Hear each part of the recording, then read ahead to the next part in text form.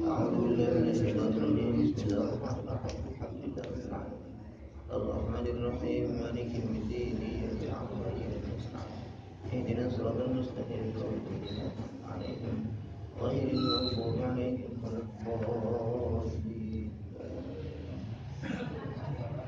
Kemarin kita sudah membahas tentang rukun khutbah, kemudian syarat-syaratnya khutbah.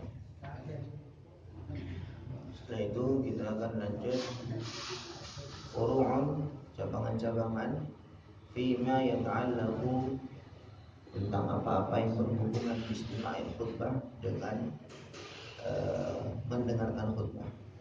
Ini beberapa hal yang berkaitan dengan mendengarkan khutbah. Idza atisa, ketika bersin ahadun, seorang, halatul khutbah, ketika sedang khutbah, maksudnya ketika mendengarkan khutbah. Yusannu, maka disunnahkan lahu baginya, ayyahmadallah ta'ala, untuk memuji Allah. Bersin, kemudian tetap disunnahkan alhamdulillah. Maka secara umum kan memang ketika mendengarkan khutbah mesti diam, tidak zikir, nggak baca Quran, tidak ngobrol apalagi. Tetapi kalau misalkan bersin gimana? Tetap disunnahkan baca alhamdulillah. Wa yusannu, dan disunnahkan liman, bagi orang, sami'ahu, yang mendengar dia mengucapkan alhamdulillah, minal hadirin, dari para hadirin, disunnahkan ayyushammita, untuk menjawab al-atisa, orang yang bersin itu, bi ayyaqula lahu, dengan mengucapkan yarhamukallah. Yang dengar dia nggak bersin, tapi dengar sebelahnya bersin kemudian mengucapkan alhamdulillah, maka baru kemudian dijawab yarhamukallah. Tsumma yarudda alaihi, kemudian yang bersin tadi menjawab lagi bi ayyaqula yahdikumullahu wa yuslihu balakum.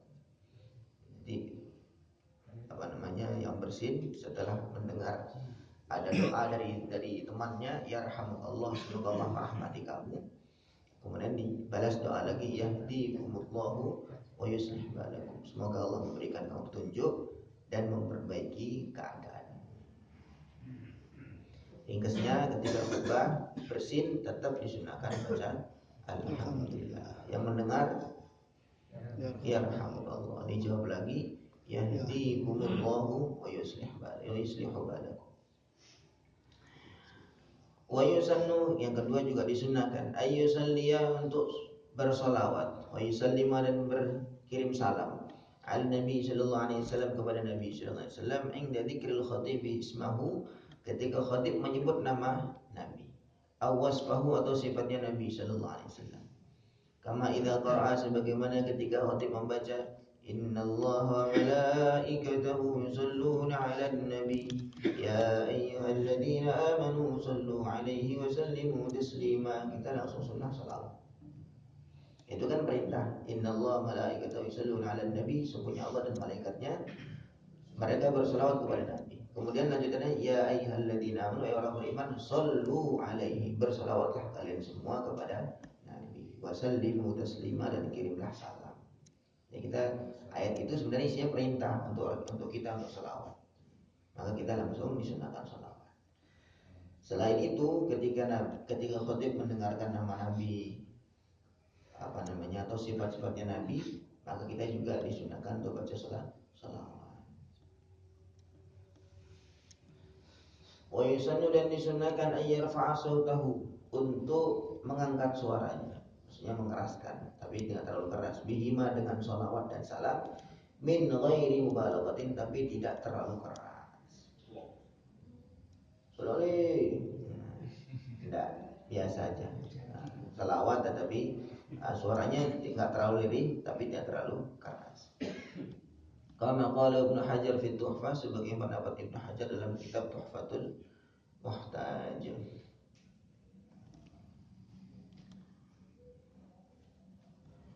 Wa qala Ibnu Hajar, pendapat Ibnu Hajar juga, wala yab'udul, tidak jauh juga, nadbut tarati, kesunahan menjawab atau mendoakan ridho, anis sahabat, terhadap sahabat, bila raf'i sautin, dengan tanpa mengangkat suara. Jadi termasuk sunnah ini dalam adab di dalam mendengarkan khutbah atau mendengarkan penjelasan di majelis ya, itu ketika kita mendengar nama-nama Nabi kita kirim salawat. Termasuk juga sahabat juga begitu. Sahabat kita disunahkan. Sahabat kan bukan Nabi, tetapi sahabat ini dapat predikat langsung dari Allah, radhiyallahu anhum wa radwan. Dalam Al-Qur'an, was-sabiquna al-awwalun minal muhajirin wal ansar walladzina ittaba'uhum bi ihsan radhiyallahu anhum wa radwan. Jadi sahabat kalau bukan Nabi tapi dapat anugerah dari Allah SWT bahwa diantaranya adalah Allah ridho kepada mereka dan mereka ridho kepada Allah. Maka kata para ulama juga disunahkan ketika kita mendengar nama sahabat Sayyidina Abu Bakar atau Sayyidina Umar, maka kita juga radhiyallahu anhum wa radwan atau radhiyallahu anhu juga boleh. Itu ketika mendengar nama sahabat. Kemudian wa idza jalasa al-khatib, ketika khatib sudah duduk alal mimbar, di atas mimbar, in qata'at tanafulu, maka terputuslah atau sudah habis waktu salat sunnah, hatta yafragha min salatil jum'ah, sampai selesai salat Jumat. Kalau khatib sudah duduk di atas mimbar, maka waktu mengerjakan sunnah sudah habis. Ai fatahul muhina idin, maksud yaitu maka jadi haram waktu itu, waktu khatib sudah duduk di atas mimbar, haram alaman bagi orang jelas yang sudah duduk fil masjid, dalam masjid, ibtida'us shalah, mulai sholat. Dia udah duduk di masjid, nyantai-nyantai tenang, khatib duduk, dia malah berdiri sholat sunnah. Ini haram, tidak boleh. Fardhon kanat atau naflan, baik itu sholat fardu ataupun sholat nafil. Saya mau qadha sholat ini, bukan waktunya.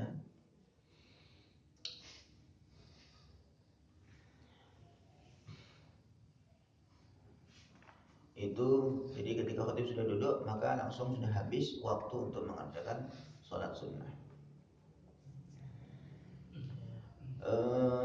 Wa idza harumatis shalah, ketika hukum sholat itu jadi haram, fal aujah, maka pendapat yang lebih unggul annaha, sunnya sholat itu lam tanaqid, tidak sah. Li'anna al-waqta laisa laha, karena waktunya bukan waktunya sholat itu. Jadi ketika konsekuensinya ketika sholat itu hukumnya haram, maka berarti juga tidak sah. Ia percuma. Wali'annaha, lanjut. Fa in kana fi athna'i sholatin, kemudian kalau misalkan sedang sholat, tengah-tengah sholat, terus khatib sudah naik ke mimbar, gimana? Ya tetap lanjut. Wajib alaihi takhfifuha, maka wajib meringkasnya, maksudnya mempercepat. Jadi nggak cepat sekali, tapi dipercepat. Bi ayyak tasira, yaitu dia sekiranya dia meringkas ala aqalli mujzi, atas minimal yang mencukupi sholat, yang wajib aja. Ai bi ityanil wajibati faqat, yaitu dia membaca yang wajib aja. Mungkin Fatihah aja, nggak pakai baca surah. Kemudian zikir-zikirnya diringkas karena sedang melaksanakan sholat, tetapi waktu itu sedang datang hal yang wajib, yaitu kita mendengarkan khutbah. Maka kalau tengah-tengah sholat ya dilanjut, tetapi percepat sholatnya.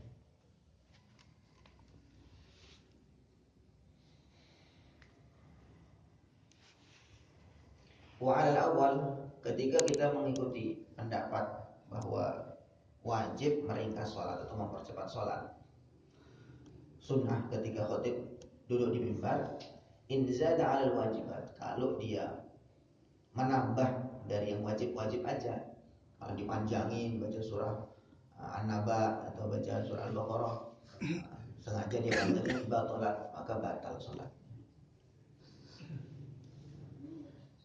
Kalau dia sengaja.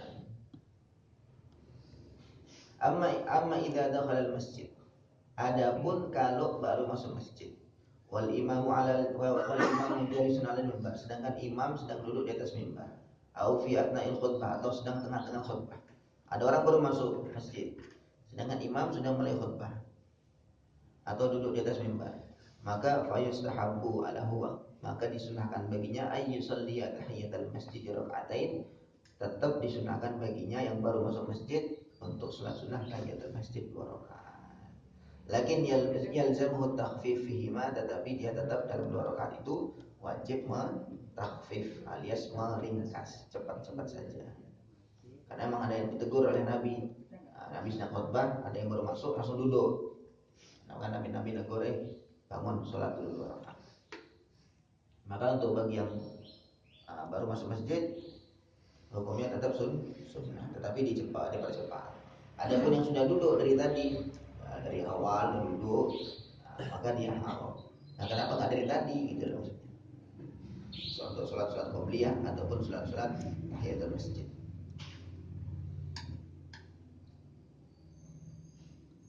Yukrahu tarkuha, dan dimakruhkan bagi orang yang baru masuk masjid tadi untuk meninggalkan sholat tahiyatul masjid. Lil hadits sahih, karena dalilnya berdasarkan hadis yang sahih. Annahu ja'a Sulaik, ada seorang sahabat namanya Sulaik al-Ghatafani yaumal Jum'ah, pada hari Jumat. Sulaik, seorang sahabat namanya Sulaik al-Ghatafani. Kemudian wan Nabi yakhutub, sedangkan Nabi sedang khutbah. Fajalasa, kemudian Sulaik langsung duduk. Faqal, maka Nabi mengatakan, ya Sulaik, Sulaik, qum farka' raka'atain, bangun, kerjakan salat 2 rakaat. Wa tajawwaz fihima, dan percepatlah 2 rakaat itu. Tsumma qala, kemudian Nabi memberi nasihat kepada yang lain pendengar, idza jaa ahadukum yaumal jum'ah, ketika salah seorang di antara kalian datang pada hari Jumat, wal imamu yakhutub, sedangkan imam sedang berkhutbah, falyarka' raka'ataini, maka hendaklah sholat 2 rakaat, wal yatajawwaz fihima, dan hendaknya mempercepat dalam 2 rakaat itu. Allahu akbar. Wa in dakhala, kalau misalkan orang masuk masjid, wal imamu fi akhiril khutbah, sedangkan imam di akhir khutbah, imam sudah doa nih. Imam sudah doa, baghala ba'ala dhanni, dan dia sudah menyangka annahu in shalat tahiyyah, kalau dia salat tahiyatul masjid, fatathu takbiratul ihram, maka dia akan kelewat takbiratul ihram nanti. Imam udah Rabbana atina fid dunya, dia udah baru masuk masjid nih, gimana nih? Maka kuriha lahu ayyusalli tahiyyah, maka dimakruhkan baginya untuk salat tahiyatul masjid. Bal yaqifu, tapi dia tetap berdiri, berhenti dan berdiri hatta tuqama shalah, sehingga salat diiqomahi atau dilaksanakan. Wala yaqudu, dan dia enggak duduk.